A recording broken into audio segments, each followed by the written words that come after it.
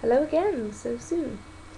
Now, I realise that my channel name is Self-Medicate with Tea, and for some of the videos, I have actually had some fucking tea with me. Now, it's quite obvious that I have not yet done a video about tea, which is shocking, I know. So, I went downstairs and whacked on the kettle, and I now have myself my very own cup of tea. And this beautilicious one is a white tea that is infused with pomegranate, which sounds very, very poncy, but is actually fucking gorgeous. So,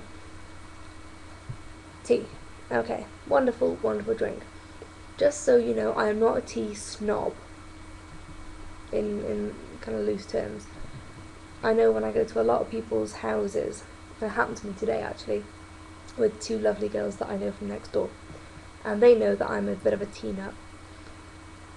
And I went over and they were kind enough to offer me a drink. And of course I, said I would love a cup of tea. They were like, oh, I'm really sorry, we've only got normal tea, and oh, our tea making is probably not up to your standards. Fuck, I don't care. I'll fucking drink it. Just as a side note, it was a very good cup of tea. Kelsey and Rachel, good tea making. I approve. Anyway, yeah, there's nothing wrong with normal tea by any means. I still love kind of everyday English breakfast tea, white with no sugar. This is one thing I want to clear up. The only time I have milk in tea is with normal standard builder's tea, English breakfast tea, whatever you want to call it. I never have sugar in any of my tea. That, for me, just ruins it. Tea should be a savoury drink, unless the tea itself is naturally sweet, which I'll come on to later. But yeah, only milk in bog standard tea, as we British know it. Okay, so first of all I'm going to cover black teas, which is probably the widest range that I have anyway.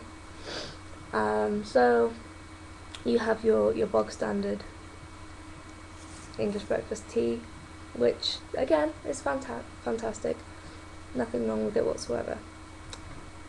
Some of the other black teas that I do quite like, obviously you can have teas that don't need milk but are still black tea.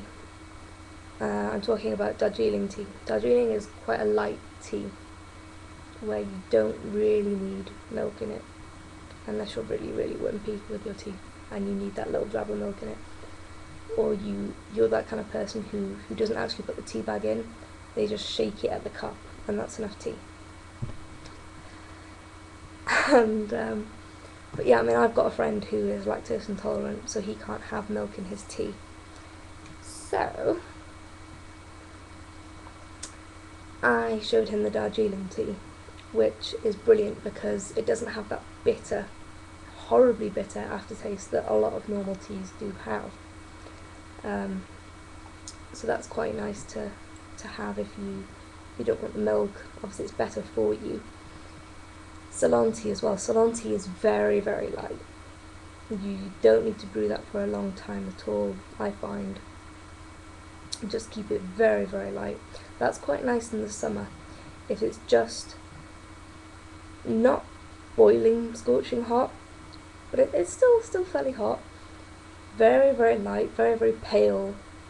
Just a very nice little ambient tea there.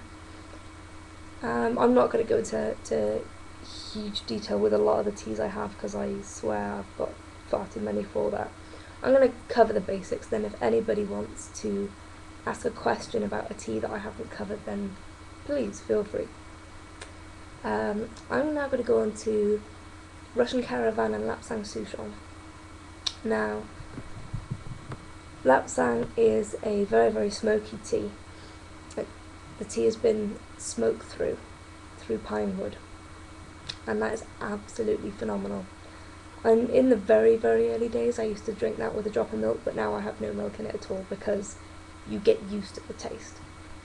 It's quite intense. A lot of friends say it smells like bacon for some bizarre reason, but I can I can understand the reason, like it smells of barbecue or something like that. It does smell very smoky and burny. But this is where the Russian caravan comes in, because lapsang is very intense. And as I said, normally a lot of people can't quite handle it on the first go, and it's something that you have to get used to. Russian caravan has that smoky underlayer, but it's not as overpowering, it's not as in your face. Sorry, I realise I'm talking with a bit of a... Ugh, I'm still not quite over my little virus. More tea, I think. Yeah, Russian caravan is kind of like the little brother of lapsang souchong, I find. Again, a lot of these are my opinions and the way I have found tea. If you have a different opinion on tea, make a video response. Tell me what you think about tea and how you experience the teas that you drink. It'll be very interesting to know. What else can we say about black teas? I also quite like black teas that are infused with flowers. Earl Grey is a good one to infuse with a lot of different flowers. Earl Grey with rose, Earl Grey with jasmine, Earl Grey with lavender is my absolute favourite Earl Grey of all time. Just fuck yes. Earl Grey, lavender, winner. Absolute winner. And the best way to do these infusions is not by the packets where you get Earl Grey with rose or Earl Grey with lavender. Do it yourself. Get some fucking Earl Grey, put some effort into it, get some lavender tea or dried lavender leaves, make sure they're clean. Jasmine tea, sorry, I kind of had to suppress a burp then, just to let you guys know. And just brew it yourself. It will taste so much better and it will be so fucking worth it. I'm telling you. Especially the Earl Grey with lavender. Ugh. Anyway. Yeah, Earl Grey is a good one. I tend not to drink Earl Grey with milk. Ever. Unless, on the rare occasion, I need comforting. If I want the equivalent to comfort food, I will drink milky Earl Grey. And very rarely I do that. I've not done that in months. So long. But I normally drink Earl Grey with lemon. Slice of lemon is pretty good. So that's the standard for me for Earl Grey. Lady Grey, just drink on her own. She is perfect as she is. She's wonderful, Lady Grey. Again, I'm probably not telling you guys who don't know what these teas are, what's in them, but I'm rambling on enough as it is, so go and find out what these teas are for yourself, because I haven't got that much fucking time. I think I'll probably just cover black teas in this video, because I'm already like over 8 minutes in, and I'll probably do one on green and white teas in another video, which I'll probably do straight after this, because I got no fucking other things to do apart from call to work first. Anyway, what other black teas can we talk about? Chai. Chai is a good one. Chai is an Indian tea that is very, very, not spicy as in hot, chili kind of spicy. I'm not talking about that. I'm talking about cinnamony and cloves, that kind of spice. And it's very, chai tea is very similar, I am told, because I have never tasted this, but mulled wine. And I can I've smelled mulled wine, and I do get the similar kind of smell. You get the cinnamon and the cloves and all the different little spices and things going on in there. And it is very, very similar.